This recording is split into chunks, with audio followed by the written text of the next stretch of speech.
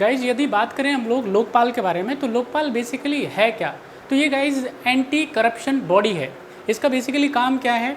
हमारे देश के अंदर ब्यूरोक्रेसी में जो करप्शन है, जो भ्रष्टाचार है, उसको ख़त्म करना, उसको देश से समाप्त करना, इसके लिए इसको लोकपाल को लेकर के आया गया।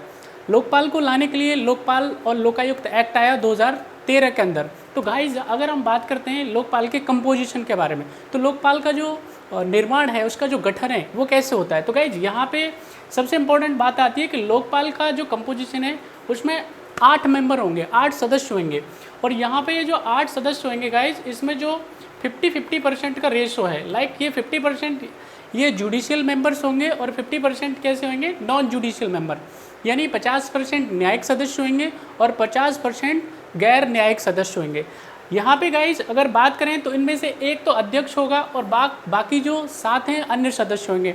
लेकिन एक चीज़ आपको बड़े गौर से आपको पता होना चाहिए, बड़े ध्यान से आपको ये याद रखना है कि यहाँ पे किसी भी कंडीशन में 50% जो मेंबर हैं लोकपाल के, वो या तो SC कम्युनिटी का, माइनॉरिटी हो, OBC का हो, या फिर कोई महिला कैंडिडेट हो, कम से कम 50% सदस्य इसके भरे जाएंगे।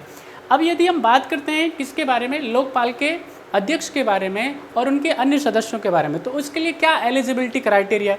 गाइस इंपॉर्टेंट बात आती है कि अगर अध्यक्ष का अपॉइंटमेंट है तो उसका एलिजिबिलिटी क्राइटेरिया क्या है? तो अध्यक्ष केवल वही व्यक्ति बन सकता है जो सुप्रीम कोर्ट का क्या हो? चीफ जस्टिस हो, चीफ जस्टिस ऑफ इंडिया, या x CJI chief justice of India, यानी कह सकते हैं आपके पास में कि सेवानिवृत्त मुख्य न्यायाधीश हो या न्यायाधीश हो उच्चतम न्यायालय के, वो क्या हो सकते हैं? यहाँ पे आप ध्यान रखेंगे, लोकपाल बन सकते हैं, उसके अध्यक्ष बन सकते हैं, इस बॉडी के क्या बन सकते हैं? चेयरमैन बन सकते हैं। अगर बात करते हैं हम लोग इनके अन्य सदस्यों के बारे में, तो बाकी जो जितने भी रिमेनिंग सदस्य हैं, यानी 7 जो अदर मेंबर्स हैं, वहाँ पे वो क्या हो सकते हैं? उच्चतम न्यायालय के न्यायाधीश हो सकते हैं। अगर हम बात करते हैं अन्य सदस्यों के बारे में, तो उच्चतम न्यायालय के न्यायाधीश के साथ साथ यहाँ पे उच्च न्यायालय का CJI हो सकता है, या कह सकते हैं उच्चतम न्यायालय का मुख्य न्यायाधीश हो सकता है। तो वो कैंडिडेट क्या हो सकते हैं? इसके मेंबर हो सकते हैं।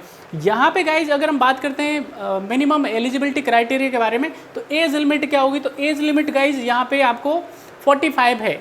अगर लोकपाल है और लोकपाल के अलावा अन्य सदस्य हैं, तो कम से कम उनकी उम्र कितनी होनी चाहिए? 45 साल होनी चाहिए।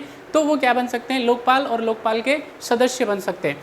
एक चीज़ और, यहाँ पे जो अन्य सदस्य होंगे गाइज, जो 4 अन्य सदस्य होंगे या 50% अन्य मेंबर होंगे, वो बैंकिंग, इंश्योरेंस, राइट, इसके अलावा जो पब्लिक अफेयर्स है, मैनेजमेंट है, ब्यूरोक्रेसी है, उसके एक्सपर्ट होंगे।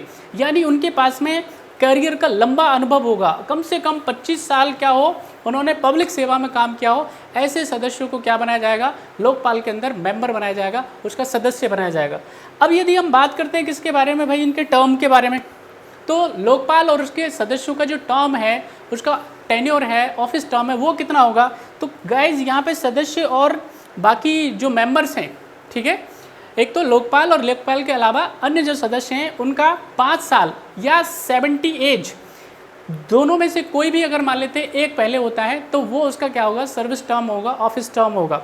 अब यहाँ पे ये गाइज ये जनरल चीज़ें हैं बेसिकली, जो अक्सर आपको पता होंगी, लेकिन यहाँ जो जब सबसे ज़्यादा सवाल पूछे जाने की संभावना है आपसे, और सारे एग्जामों में, चाहे आप UPSC दो, PCS दो, UGC नेट दे लो आप, राइट, यहाँ पे सबसे ज़्यादा जो संभावना है आपसे पूछे जाने की, वो है अपॉइंटमेंट, लोकपाल का अपॉइंटमेंट। तो गाइज ये तो सारे बच्चों को पता है कि लोकपाल का जो अपॉइंटमेंट है वो प्रेसिडेंट ऑफ इंडिया करते हैं, अन्य सदस्यों का अपॉइंटमेंट है प्रेसिडेंट ऑफ इंडिया करते हैं। लेकिन उसके लिए एक अपॉइंटिंग कमेटी है, एक उसके लिए चयन समिति है। अब उस चयन समिति में कौन कौन होता है, दैट इज़ वेरी इंपॉर्टेंट। तो गाइज सबसे पहले आप सारे बच्चों को पता होना चाहिए कि जो अपॉइंटिंग कमेटी है उसमें क्या होते हैं?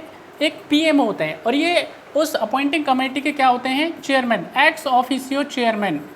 ये क्या होते हैं गाइज? एक्स ऑफिसियो चेयरमैन होते हैं अपॉइंटिंग कमेटी के। इसके बाद में स्पीकर, लोकसभा के जो स्पीकर होंगे वो क्या होंगे? इसके मेंबर होंगे। इसके अलावा leader of opposition, leader of opposition का यहाँ पे विशेष ध्यान रखा गया है। एक चीज़ आपको ध्यान रखना है, यदि लीडर ऑफ अपोजिशन के लिए एक एलिजिबिलिटी क्राइटेरिया था, आपको हमने पहले भी बताया था कि लीडर ऑफ अपोजिशन अगर किसी को बनना है तो उसके पास में कम से कम 55 सीट या टोटल जो लोकसभा की सीटें उसका 10% अगर वो आम चुनाव में जीत करके आता है तो वो उसको लीडर ऑफ अपोजिशन का दर्जा दिया जाता है। तो यहाँ पे आप देखेंगे कि किसी भी पार्टी के पास में 55 मेंबर नहीं है, यानी किसी एक दल के पास में अपोजिशन का लीडर बनने के लिए एलिजिबिलिटी क्राइटेरिया नहीं है। तो इसलिए क्या किया, संशोधन करके इसको क्या किया गया है, सेकेंड लार्जेस्ट पार्टी का जो मेंबर होगा उसको लीडर ऑफ अपोजिशन का दर्जा मिलेगा, तो वो इसमें पार्टिसिपेट करेगा, यानी जो चयन समिति है उसका क्या होगा, सदस्य होगा। इसके अलावा चीफ जस्टिस ऑफ इंडिया, अगर चीफ जस्टिस ऑफ इंडिया अगर उसमें पार्टिसिपेट नहीं करते हैं तो उनके थ्रू कोई नॉमिनेटेड एक मेंबर वो क्या होगा, इस चयन समिति का मेंबर बनेगा। इसके अलावा गाइस प्रेसिडेंट ऑफ इंडिया एक विख्यात न्यायविद को, एक एमिनेंट जूरिस्ट को क्या करेंगे, इसका सदस्य बनाएंगे।